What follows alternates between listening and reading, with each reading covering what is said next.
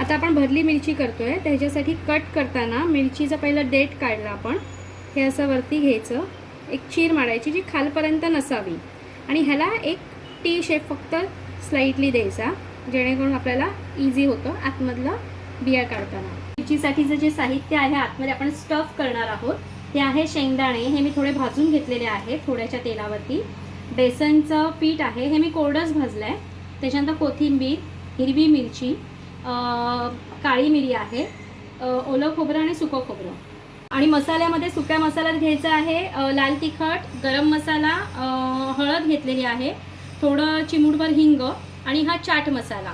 बरं 2 हे दिलेले आहेत. एक तर तुम्ही हे सगळं घेतल्यानंतर जेव्हा साहित्य बनवतो, एक तर तुम्ही त्याच्यामध्ये दही वापरू शकता आंबट येण्यासाठी किंवा मग लिंबू पिळू शकता. हे दोन्ही पण तुम्हाला तुमच्या आवडीप्रमाणे घ्यायचं आहे, जे अवेलेबल असेल ते.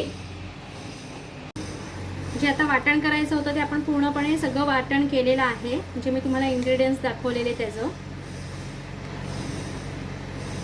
त्याच्यामध्ये थोडीशी साखर टाकायची.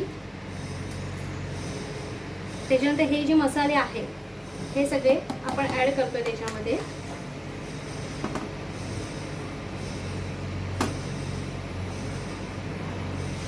आता ह्याच्यामध्ये मला लिंबू हवा आहे म्हणून मी लिंबू पिळून घेते. हा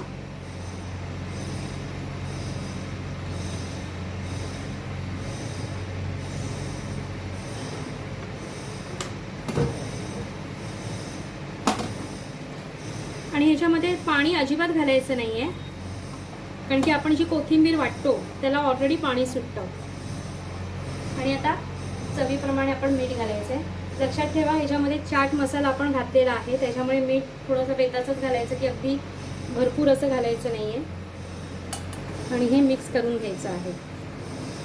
आणि हे थोडंसं असं खडबडीतच वाटायचं आहे, पूर्ण असं फाईन पेस्ट नाही झाली पाहिजे ह्याची. आणि ह्याच्यामध्ये आपल्याला हे जे आपण भाजलेलं बेसन जे आहे ते पण आपण ह्याच्यात मिक्स करणार आहोत. बेसन घातल्यावर तुम्हाला जर हे कोरडं वाटत असेल जास्त तर तुम्ही पाणी ॲड करू शकता, पण मला हे असंच आवडतं कोरडं, म्हणून आपण हे असंच करतो आहोत. ह्याच्यामध्ये मी पाणी अजिबात ॲड केलेलं नाही आहे.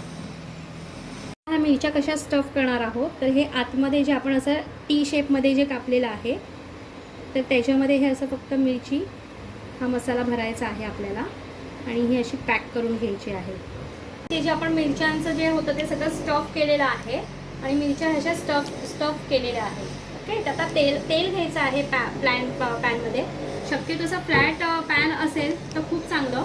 आणि त्याच्यामध्ये मग थोडंसं तेल घ्यायचं आहे आणि त्याच्यात ते तेल जर नॉर्मल गरम झालं की त्याच्यामध्ये अशा ह्या एक मिरची, त्याचा हा भाग जो आहे ओपन भाग तो असा खाली ठेवायचा आहे.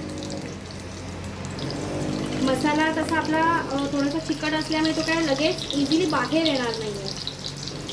तर मिरची अशी ठेवायची आहे. एक साधारण 5 मिनटं झाली आहेत, तुम्ही बघू शकताय. मिरचीचा हा असा थोडासा असा कलर चेंज झालेला आहे. आणि हे बघा, आता आपल्याला ह्या सगळ्या मिरच्या पलटून घ्यायच्या आहेत. त्याच्या दुसऱ्या बाजूने पण शिजतील. साधारण 5 मिनिटानंतर आपण बघू शकता मिरची ही रेडी आहे.